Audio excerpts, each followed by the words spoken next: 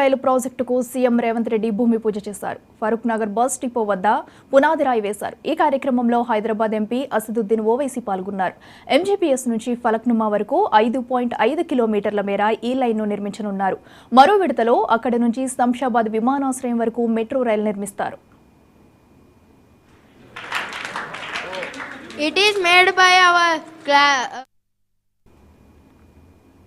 TDP అధినేత చంద్రబాబు అంతర్జాతీయ scam star అని ప్రభుత్వ సలహాదారు సజ్జల రామకృష్ణ ఆరోపించారు. బాబు ఇప్పటి వరకు 1,00,000 కోట్ల రూపాయలు స్కామ్స్ చేశారని, అమరావతిలోనూ ఆయన దోపిడీకి పాల్పడ్డారని ఆయన మండిపడ్డారు. రాజధాని పేరుతో తన భూముల విలువ పెంచుకునేందుకు ప్రయత్నించారని, ఆయన ఇప్పటికీ మారలేదని విమర్శించారు.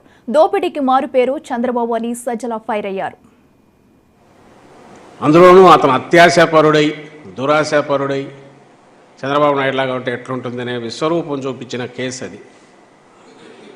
సరే, ఈరోజు అది సహజంగానే ఒక సాక్షిలో వచ్చినట్టుంది. ఇంకా మిగిలిన ఒకటి 2 మీడియాలో వచ్చిందేమో, కానీ ఎల్లో మీడియాలో అయితే నాకు తెలిసి ఎక్కడా కనపడినట్లేదు. తీర్పు ఆర్డర్ కాపీ కానీ ఆ తీర్పు గురించి వార్త కానీ ఉన్నట్లేదు నాకు తెలిసి.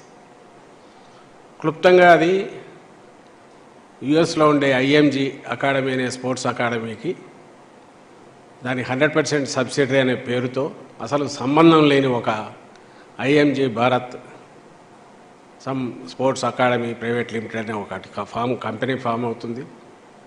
2003 ఆగస్టులో 5వ తేదీన అది ఫామ్ అవుతుంది. అంటే ఇన్కార్పొరేషన్ ఆ రోజు అవుతుంది. 2009 ఆగస్టు 9న ఆగస్టు 9న ఎంఓయూ ఎంటర్ అయిపోతుంది గవర్నమెంట్.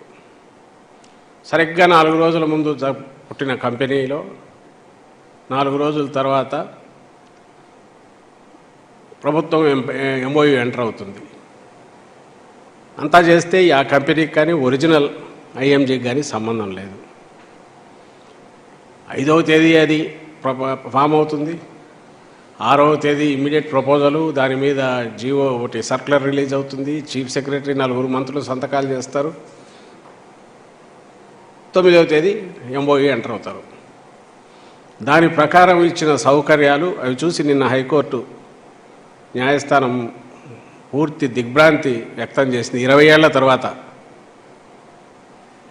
2003 ఎండ్లో 4లో జరిగిన ఆ రోజు ఆ కుంభకోణం,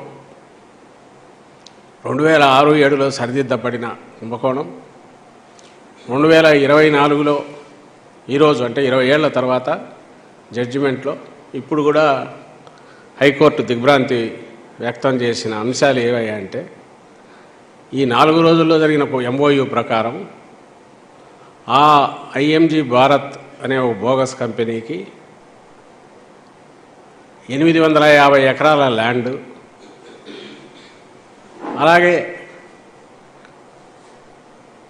వాళ్లకు అంతవరకు ఏర్పాటయ్యేంతవరకు స్టేడియం మీద పూర్తి రైటు, లాల్బాగ్ ఎల్బీ స్టేడియం కానీ ఇంకా హైదరాబాద్లో ఉండే స్టేడియంస్ మీద వాటి మెయింటెనెన్స్కు సంవత్సరానికి 2.5 కోట్లు